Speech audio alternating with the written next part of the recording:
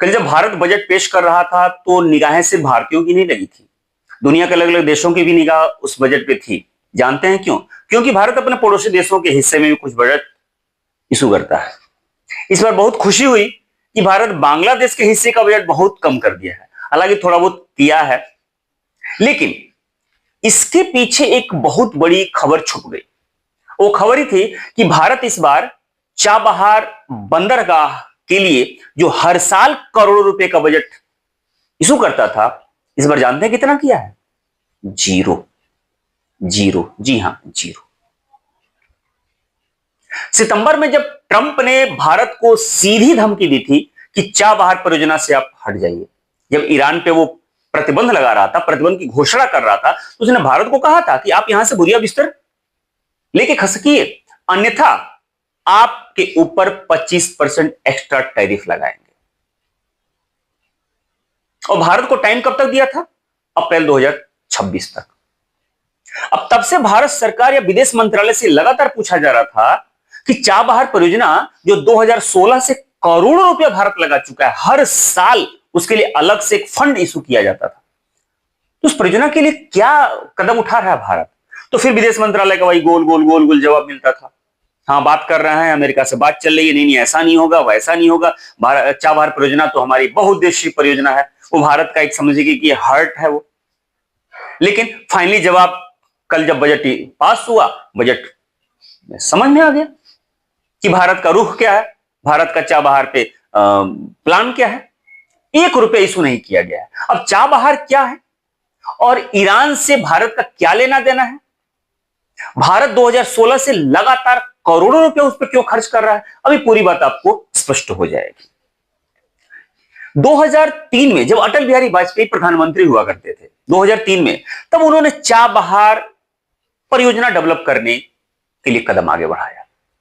भारत और ईरान से बात हुई, लेकिन वो चाहते थे कि इसमें अफगानिस्तान को भी शामिल कर लिया जाए। अब क्यों शामिल कर लिया जाएगा, अभी बात आपको समझ में आ जाएगी। खैर, 2004 में मनमोहन सिंह प्रधानमंत्री बन गए। मनमोहन सिंह ने भी उस पर कदम आगे बढ़ाया, इसलिए कि भारत की रियल में दूरदर्शी सोच वाला परियोजना हुआ। तो फिर मनमोहन सिंह का पूरा 10 साल, पूरी बात क्लियर हो गई। भारत, ईरान और अफगानिस्तान, ये मनमोहन सिंह उस पर कदम आगे बढ़ाते हैं और बात सब कुछ क्लियर हो जाती है। 2015 में आकर के बात बिल्कुल फाइनल हो गई। 2016 में नरेंद्र मोदी प्रधानमंत्री बन चुके थे, ये ईरान जाते हैं और भारत, ईरान और अफगानिस्तान तीनों इस चाबहार परियोजना के एक एमयू पर साइन करते हैं। ठीक है, तब से लेकर भारत इसको लीड कर रहा है। चाबहार ईरान में एक बंदरगाह है। अब वो बंदरगाह भारत के हित में कितना फायदेमंद होगा, अभी आपको समझ में आ जाएगा। खैर, अमेरिकी राष्ट्रपति डोनाल्ड ट्रंप की ओर से दिखाए गए कड़े तेवर और ईरान पर लगाई गई पाबंदियों के बीच केंद्रीय बजट जो पास हुआ, तो उसमें चाबहार परियोजना के लिए कोई धन आवंटित नहीं किया गया, कोई धन आवंटित नहीं किया गया, जबकि इस प्रोजेक्ट के लिए कई सालों से लगातार बजट का प्रावधान किया जाता रहा था। ओमान की खाड़ी में यह स्थित है। अभी मैप में आपको दिखा रहा हूं कि ओमान की खाड़ी के दक्षिण पूर्वी तट पे चाबहार बंदरगाह है। ये चाबहार मेगा कनेक्टिविटी प्रोजेक्ट है। ये भारत पिछले कुछ सालों से लगातार करोड़ रुपया आवंटित कर रहा था, अपने बजट का एक हिस्सा। पिछले बजट में तो 400 करोड़ रुपया आवंटित किया गया था। पिछले साल सितंबर में अमेरिका ने जब ईरान पर आर्थिक प्रतिबंध लगाने की घोषणा की, तो चाबहार बंदरगाह परियोजना पर ट्रंप प्रशासन की ओर से भारत को 6 महीने की मोहलत दी गई। 6 महीना आपके टाइम है, यानी कि अप्रैल तक आप यहां से हट लीजिए, अन्यथा आपके 25% टैरिफ आप पर लगाएंगे। तभी से भारत से लगातार ये बातें हो रही थी कि भारत इस पे कौन सा कदम उठाएगा, चाबहार परियोजना में बना रहेगा कि नहीं बना रहेगा, बना रहेगा कि नहीं बना रहेगा। तब से सवाल हो रहा था, कोई जवाब मिल नहीं रहा था। आखिरकार कल जब बजट पेश हुआ तो उसका जवाब मिल गया। अब समझ में नहीं आता है कि ट्रंप की धमकी से भारत डर गया या फिर भारत की भी कोई सोच होगी। अब समझ में नहीं आ रहा, आप फैसला कीजिए, कमेंट करके बताइएगा कि भारत की ये जो है दूरदर्शी सोच है या ट्रंप की धमकी से डर गया भारत। क्यों? इसके पीछे 2-3 और बातें हैं। ट्रंप ने कहा कि ईरान से तेल मत खरीदिए, तो भारत ईरान से तेल नहीं खरीद रहा है। ट्रंप ने कहा कि रूस से घटा दीजिए, जितना आप लेते हैं मत लीजिए उतना। ट्रंप ने यह भी बताया कि अब तेल कहां से लीजिए, तो वेनेजुएला से लीजिए।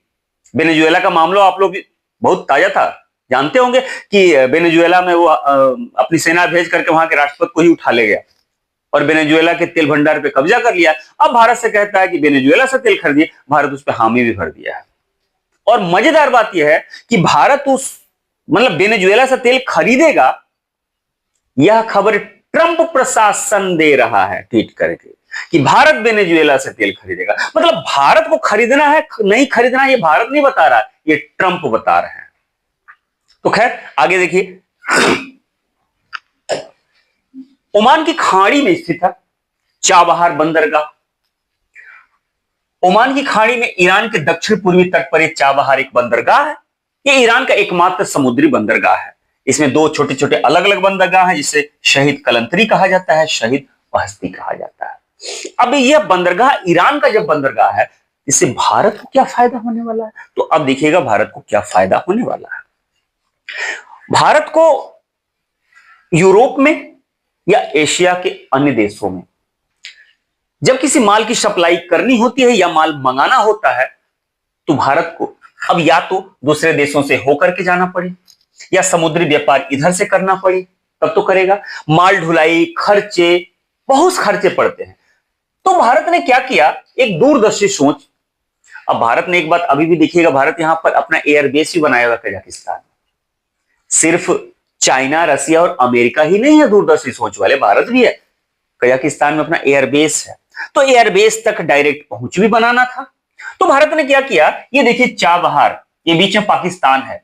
अभी भी ये काबुल, अफगानिस्तान, इधर कुछ व्यापार जब करना होता है कजाकिस्तान, तजाकिस्तान, उज्बेकिस्तान में, तो बहुत ऐसे मौके आते हैं जब पाकिस्तान की जमीन से होकर जाना पड़ता है, और फिर पाकिस्तान के रिश्ते तो सबको ही पता है।